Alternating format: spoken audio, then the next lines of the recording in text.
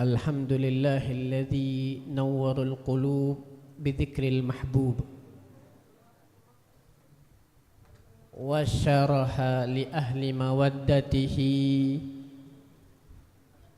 بالقلوب من ألام الغيوب وجعل مجالس الذكر ومجالس العلم تمحى بها الذنوب وتستر بها العيوب. اللهم صل وسلم على سيدنا محمد صلاة تغفر بها الذنوب وتصلح بها القلوب وتلين بها الصعوب وعلى آله وصحبه ومن إليه منسوب. أما بعد. Yang sama kita muliakan, yang sama kita hormati, hadir bersama kita guru kita bersama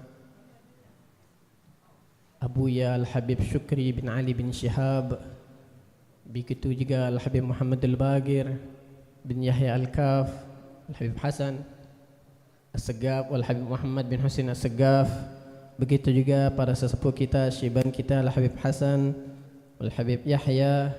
Kita doakan bersama semoga guru-guru kita yang di sini dipanjangkan umurnya oleh Allah, disehatkan badannya, digubulkan hajatnya, dilancarkan urusannya, dijadikan wasilah kita untuk sampai kepada Allah, dekat dengan Nabi Muhammad sallallahu alaihi wasallam. Amin ya rabbal alamin. Ma'asyiral hadirin rahimakumullah. Bersyukur kita kepada Allah Subhanahu wa taala atas segala nikmat yang Allah anugerahkan, yang Allah curahkan, yang Allah berikan kepada kita, sehingga kita masih diberikan rahmat, masih diberikan taufik untuk hadir duduk di majalisul khair, tempat-tempat kebaikan. Apalagi di sini dikhatamkan Al-Qur'an, termasuk tempat yang paling banyak turunnya rahmat adalah tempat yang di situ dikhatamkan Al-Qur'an, dibaca Al-Qur'an. Karena semua apa yang diberikan oleh Allah Subhanahu wa taala kepada Nabi Muhammad sallallahu alaihi wasallam yang paling afdal, yang paling utama, mukjizat yang paling besar adalah Al-Qur'an. Makanya Al-Qur'an Allah kekalkan sampai nanti hari kiamat. Tujuannya biar kita melihat apa yang diberikan oleh Allah Subhanahu wa taala terhadap Nabi Muhammad sallallahu alaihi wasallam. Kemudian salawat beriringkan salam semoga selalu tercurahkan kepada sosok figur umat manusia. Beliau adalah manusia yang kita nanti-nantikan syafaatnya, yang kita selalu kenang sejarah dan sirahnya, yang kita selalu baca bagaimana perjalanan hidupnya Nabi besar Muhammad sallallahu alaihi wasallam. Tidak lain tidak bukan tujuan kita, cita-cita kita dikumpulkan oleh Allah bersama Nabi Muhammad sallallahu alaihi wasallam, bisa berjumpa dengan Rasulullah sallallahu alaihi wasallam di dunia ya qadhatan wa manama, kemudian dikumpulkan oleh Allah nanti di akhirat dengan berkat Nabi Muhammad sallallahu alaihi wasallam. Ma'asyiral hadirin rahimakumullah. Alhamdulillah kita sekarang masih di bulan Dzulhijjah dan masih di ayyamut tasyrik. Kalau kita melihat ibadah yang paling besar, ibadah yang paling agung yang terjadi di bulan ini adalah namanya haji. Ibadah haji.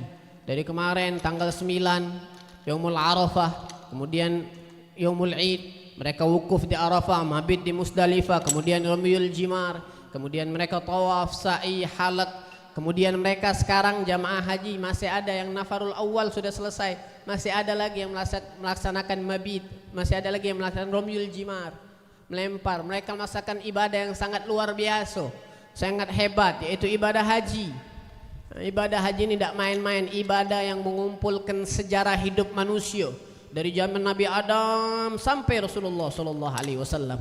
Kemudian kita melaksanakan, disyariatkan untuk mengingat siapa mereka orang-orang yang telah melampaui kita, yang pernah mendahului kita. Ini ibadah haji mengisyaratkan seperti itu.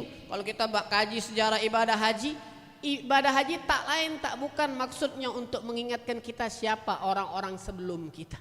Begitu juga kita acara sekarang, acara haul, tujuannya untuk mengingatkan siapa mereka di belakang kita yang berjasa penuh hebat terhadap diri kita, sehingga kita sekarang bisa membaca Al-Quran, kenal dengan Nabi Muhammad, paham dengan agama Islam, itu mereka yang kita kenang sekarang.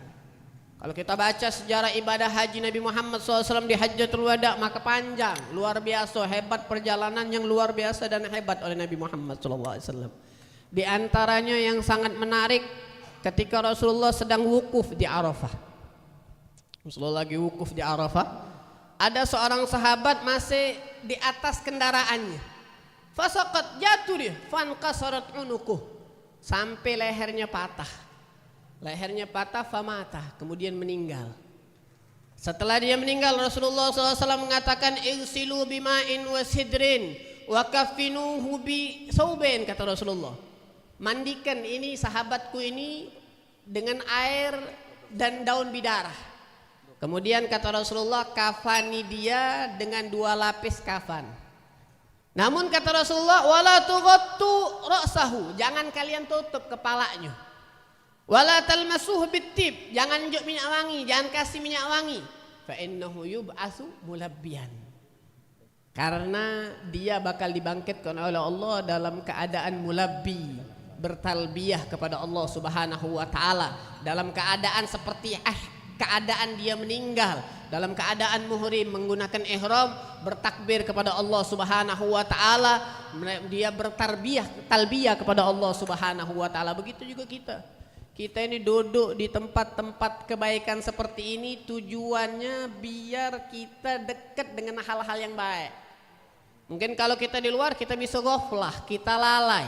Duduk di sini biar kita semakin baik dan kita meninggal dalam keadaan baik. Tujuannya itu. Kita hidup di dunia ini panjang, taat, tujuannya terakhir. Terakhir di ujung, terakhir tujuannya husnul khatimah. Cak mana bisa meraih husnul khatimah? Bagaimana bisa meraih husnul khatimah? Bil amal saleh, dengan perbuatan-perbuatan baik yang kita tanam sekarang. Tidak mungkin orang yang maksiat tapi dia tidak taubat meninggal dalam keadaan husnul khatimah, tidak mungkin. Yamutul mar'u ala ma asya alaih. Manusia itu bakal meninggal sesuai dengan hidupnya. Kalau hidupnya jelek, meninggalnya jelek. Kalau hidupnya baik, meninggalnya baik. Begitulah para sahabat Nabi Muhammad SAW, mereka berharap husnul khatimah walaupun meninggalnya mereka bermacam-macam. Sahabat Abu Bakar alaihissalam bagaimana meninggalnya? Meninggalnya dalam keadaan sakit, terbaring di atas kasurnya. Sahabat Umar ibn al-Khattab bagaimana meninggalnya? Sayyidina Umar meninggal dalam keadaan terbunuh.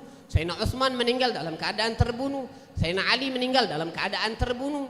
Abu Ubaidah al-Jarrah meninggal dalam keadaan terkena wabak taun.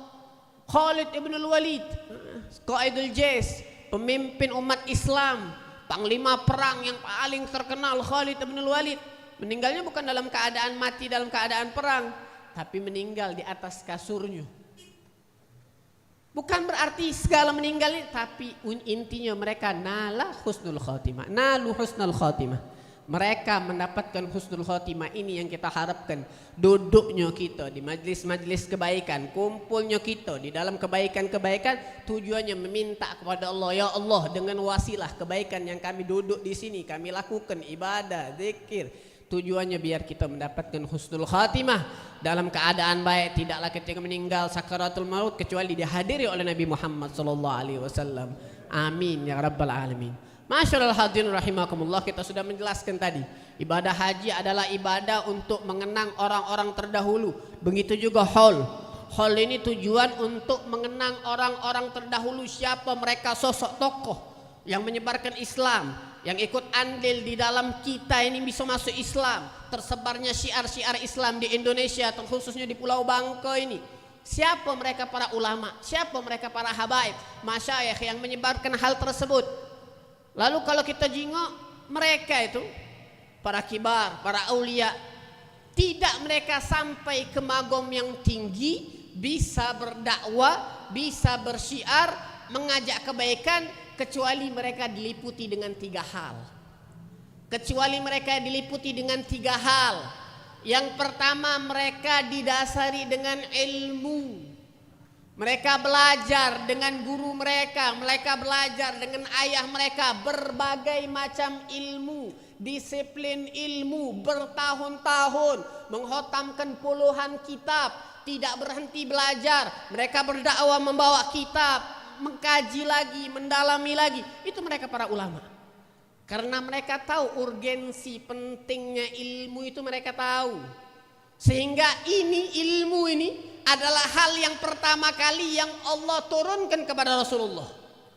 Hal pertama kali yang Allah kasih tahu Nabi Muhammad. Mukjizat yang pertama kali ini tentang ilmu. Allah katakan di dalam surat Iqra ayat 1 sampai 5, Iqra bismi rabbikal ladzi khalaq. Wahai Muhammad, Iqra, bacalah, membaca, belajar. Itu yang pertama kali. Ngapa Allah tidak ngomong ubud bismi rabbikal ladzi khalaq, ibadahlah kalian? Atau Allah ngomong sabbih isma rabbikal ladzi khalaq, bertasbihlah kalian? Atau Allah ngomong qul huwallahu ahad, dia yang maha esa? Enggak, tapi Allah ngomong bacalah. Urgensi ilmu, pentingnya ilmu. Kalau satu bangsa, satu negara, satu daerah, satu kelompok pengen maju, harus didasari dengan ilmu. Terbuka pemikiran ilmu. Kalau kita baca Al-Quran, kita buka Al-Quran, kita pahami, maka kalimat yang terbanyak di dalam Al-Quran yang pertama adalah Allah. Kita baca dalam Al-Quran kalimat Allah, Ismullah, War-Rabb, Wal-Ilah adalah menempati posisi yang paling tinggi, yang paling banyak disebutkan di dalam Al-Quran. Allah, Ar-Rabb, Wal-Ilah, wa mastaqqa minhu. Apa yang dimustakkan dari itu adalah kalimat yang terbanyak dalam Al-Quran. Kalau kita kaji lagi, apa kalimat yang kedua yang terbanyak dalam Al-Quran? Kalimat yang kedua adalah ilmu. Dikatakan oleh para ulama ada 779 kali penyebutan ilm di dalam Al-Quran. 779 kali. Ini menandakan pentingnya ilmu. Kalau kita bagi rata-rata kan dibagi 114, maka setiap surat itu bisa menyebutkan 7 kali tentang ilmu kurang lebihnya. Kalau kita buat rata-rata, tunjukkan tentang pentingnya ilmu.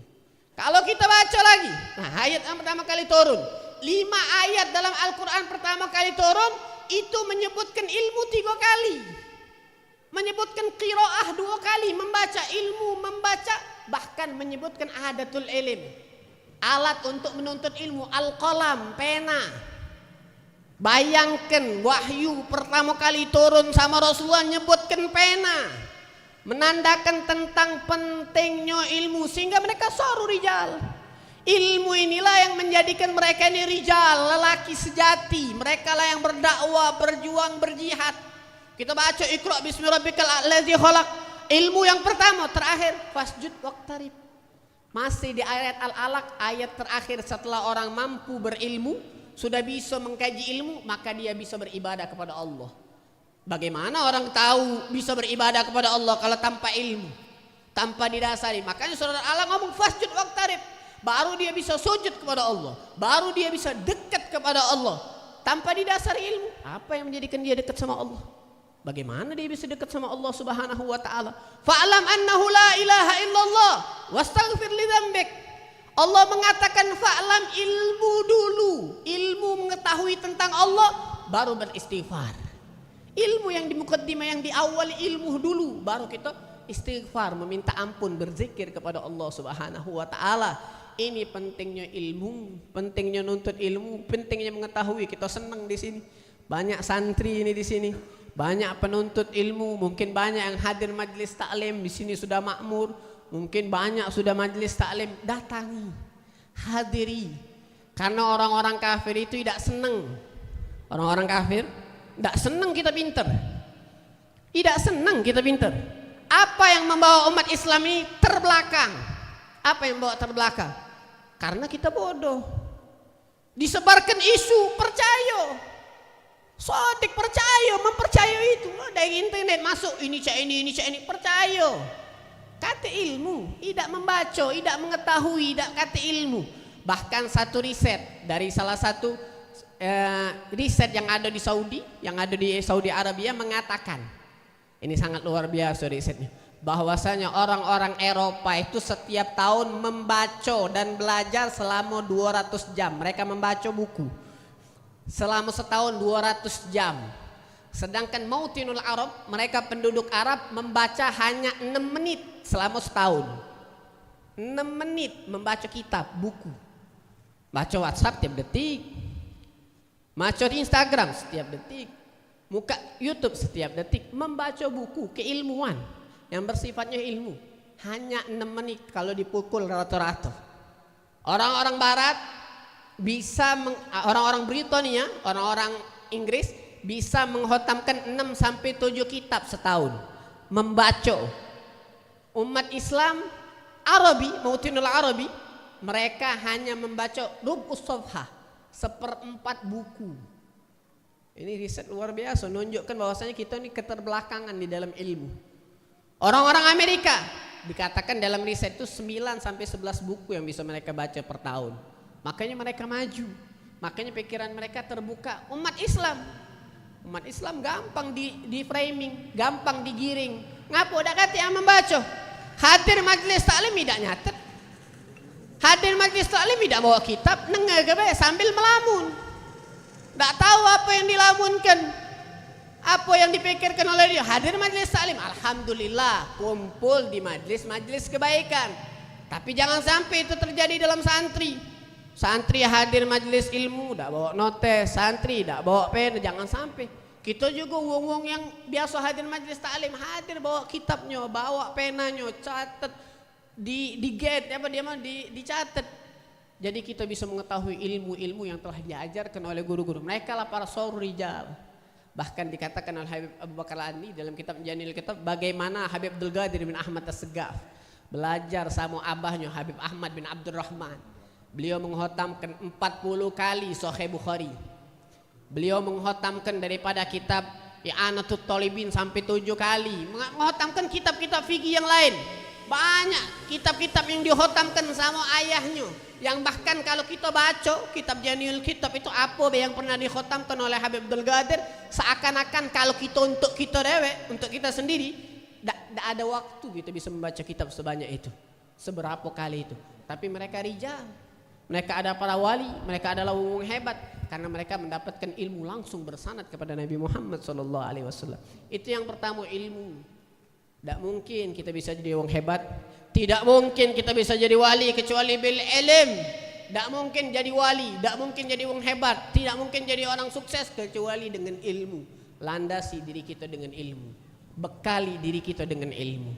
Yang kedua baru al-amal. Setelah ilmu harus dibarengi dengan amal. Di dalam perkataan disebutkan laisal mayyit, dikatakan laisal mayyit man yamutu, bukannya mayit ini adalah orang yang meninggal.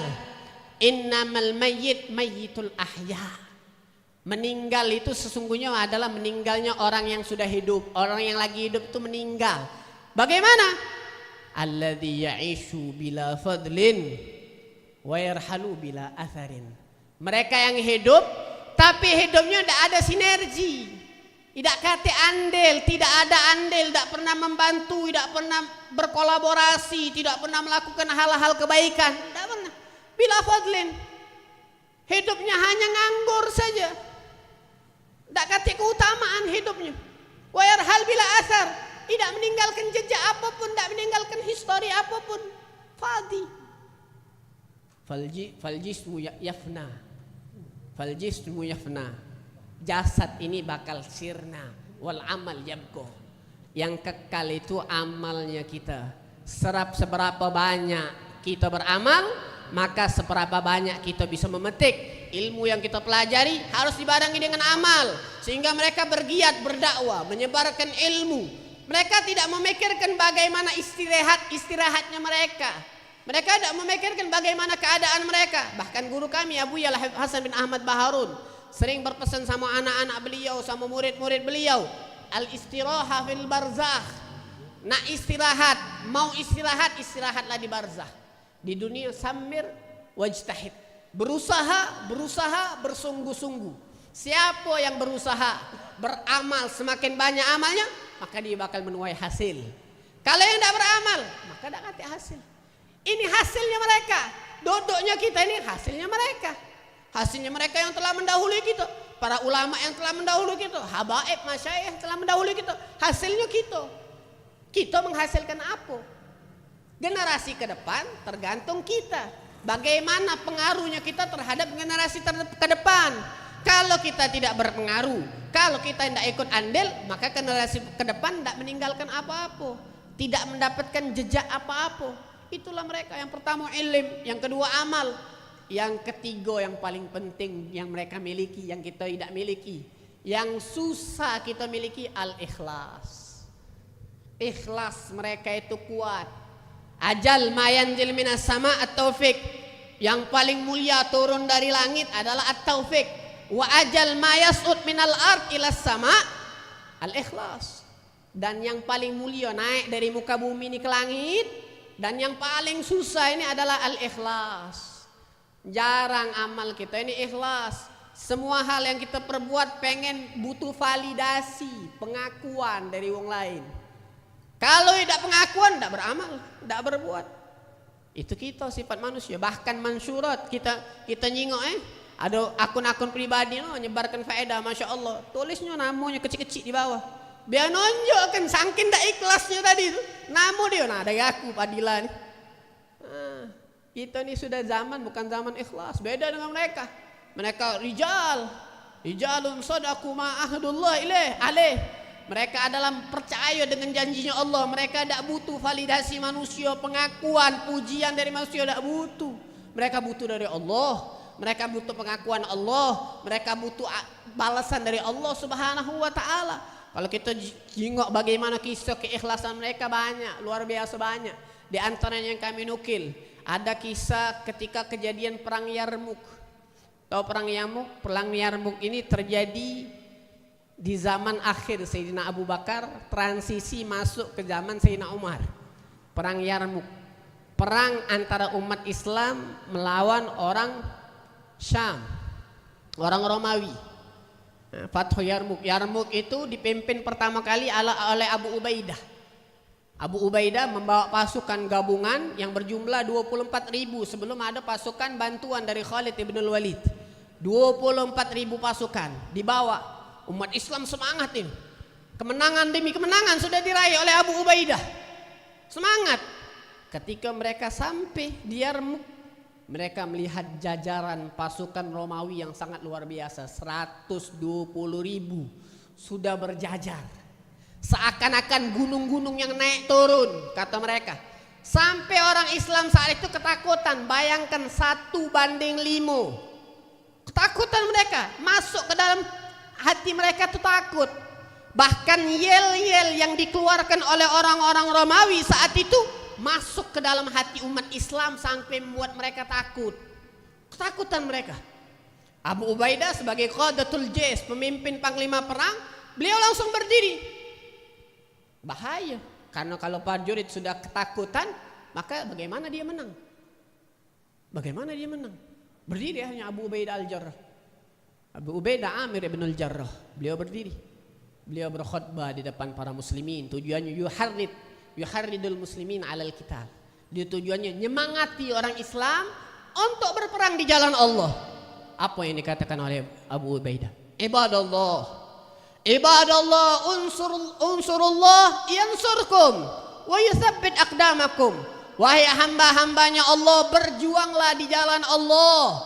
Berjuanglah dengan sungguh-sungguh. Yansurkum, pasti Allah akan menolong.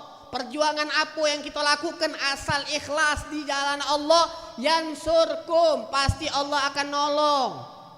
Dari segala sisi pasti Allah yang nolong. Wa yutsabbit aqdamakum, Allah bakal ngokohkan kita.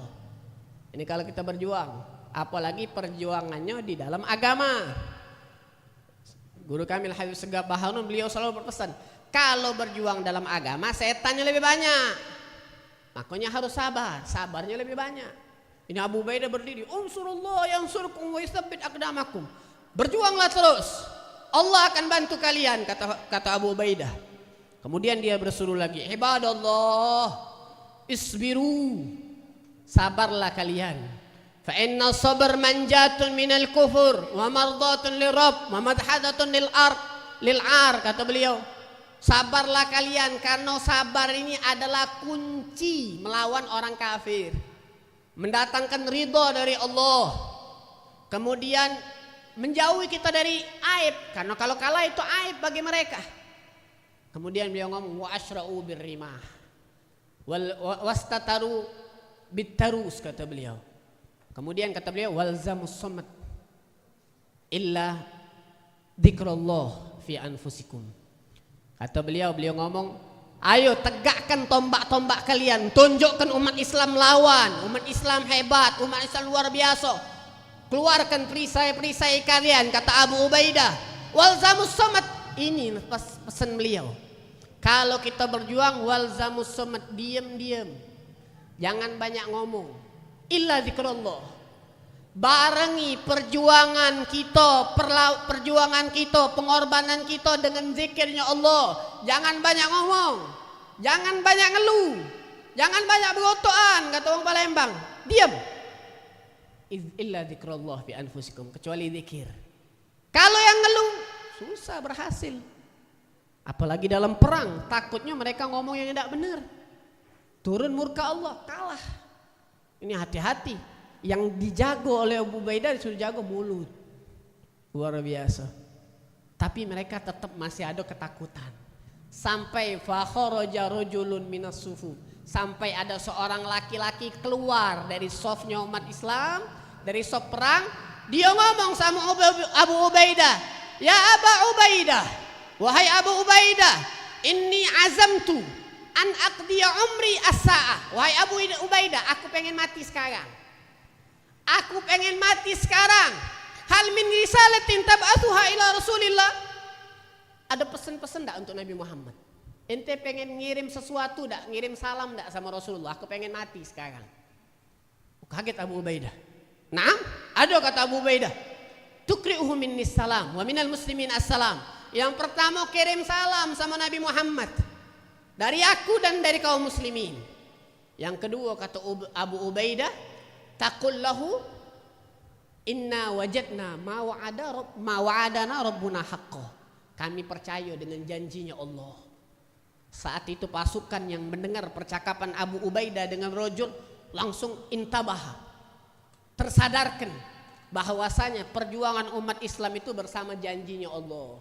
Setiap yang berjuang ada janjinya Allah. Janjinya Allah itu adalah kemenangan. Janjinya Allah terhadap umat Islam adalah keberhasilan. Berhasil di dunia dan berhasil di akhirat. Akhirnya laki-laki tadi itu setelah ngomong sama Abu Ubaidah, maju dewean, sendirian dia maju. Dibunuhnya barisan pertama kali Romawi itu. Dibunuhnya kavaleri, pasukan penunggang kuda oleh dia, dibunuhnya, dihabisinya oleh dia, dewean sendirian. Dari melihat perjuangan orang itu, zahabat haibatur Rum, hilang langsung karisma Rum itu di mata umat Islam. Mereka bangkit semangat mereka gara-gara satu laki-laki, rojulun, satu laki-laki. Lam yadhkurhu tarikh, tidak disebutkan oleh tarikh. Jarang kitab-kitab tarikh menyebutkan, bahkan tidak disebutkan siapa namanya. Hanya disebutkan rojulun, laki-laki. Yang disebutkan dalam perang Yamud hanya Abu Ubaidah, Khalid bin al-Walid, Syurahbil, Amr bin al-As. Yang disebutkan kibarus sahabat. Ini rojulun tadi tidak disebutkan. Tapi gara-gara rojulun tadi umat Islam menang di perang Yamud. Mental mereka terbangun, semangat mereka terbangun. Beginilah. Ya beginilah mereka ikhlas. Mereka itu tidak butuh validasi, pengakuan dari orang lain. Mereka berjuang walaupun dewean, kaki mereka tebal, hati mereka kerak, hati mereka lembut, dan hati mereka itu kuat untuk menghadapi ujian dan cobaan. Dan mereka tidak minta pujian, tidak minta pujian. La yakhafuna laumata laim. Kita berdoa sama Allah, semoga kita dijadikan hamba yang kuat sama Allah Subhanahu wa taala, menjadikan hamba yang berilmu, beramal, didekatkan dengan Nabi Muhammad SAW, dan bisa mengenang salaf kita dalam keadaan baik. Rabbi fanfa'na bi barakatihim wahdina al-husna bi hurmatihim wa amitna fi tariqatihim wa mu'afatin minal fitani. Hakadha ma aqulu lakum afu minkum. Assalamualaikum warahmatullahi wabarakatuh. Waalaikumsalam warahmatullahi